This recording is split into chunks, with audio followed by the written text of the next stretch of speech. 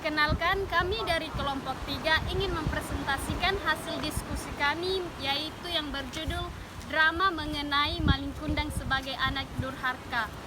Perkenalkan nama kami.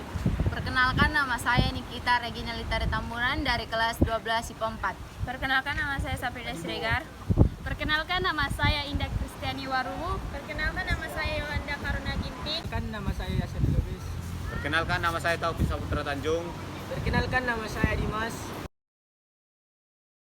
Seperti yang kita ketahui, judul yang akan kami bawakan yaitu mengenai Malin Kundang sebagai anak durhaka. Oke, beginilah alur dari ceritanya. Pada suatu hari, Malin Kundang merupakan anak yang sangat rajin dan sangat disayangi oleh ibunya. Jadi dia ini bekerja pada suatu perahu untuk memperbaiki sebuah perahu. Dia bekerja atau berlayar di suatu pantai. Setelah Malin Kundang pergi merantau, dia pun mendapatkan pekerjaan di suatu kerajaan. Dan anak kerajaan itu, putri dari kerajaan itu menyukai si Malin Kundang. Anak kerajaan itu pun mengajak Malin Kundang nikah. Dan setelah berapa lama pernikahan mereka, si istri pengen melihat ibu mertuanya atau ibu Malin Kundang.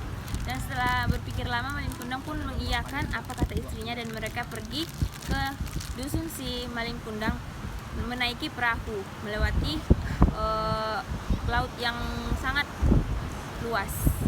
Setelah dia sampai di tempat dia yang dulunya pergi merantau ataupun di pantai itu, mereka singgah di situ.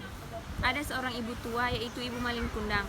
Ibunya itu menyambut dia dengan baik, tapi Malin Kundang itu malah tidak menyambutnya dengan baik dan tidak menganggap dia sebagai ibunya. Dan disitulah ibunya murka dan mengutuk dia sebagai jadi batu. Secara instruktif, bagaimana cerita Malin Kundang? Satu yaitu tema atau judul cerita Malin Kundang yang durhaka sama orang tuanya. Bagaimanakah alur dari cerita Malin Kundang sebagai anak durhaka? Alur dari cerita Malin Kundang tersebut yaitu Malin Kundang yaitu sebagai anak yang patuh kepada orang tuanya dan tiba-tiba menjadi durhaka kepada orang tuanya setelah dia sudah menjadi kaya atau sudah mempunyai apa yang dia inginkan dan tidak mau mengakui ibunya sendiri. Lanjut. Jadi siapakah tokoh yang diperankan dalam cerita tersebut? Tokoh yang diceritakan dalam apa itu adalah ibunya Malin Kundang dan istrinya. Sungguh sangat sedih melihat ibunda Malin Kundang yang tidak diampuni. Itu merupakan pengalaman dari kita, supaya kita jangan melupakan ibu kita sendiri hanya karena itu.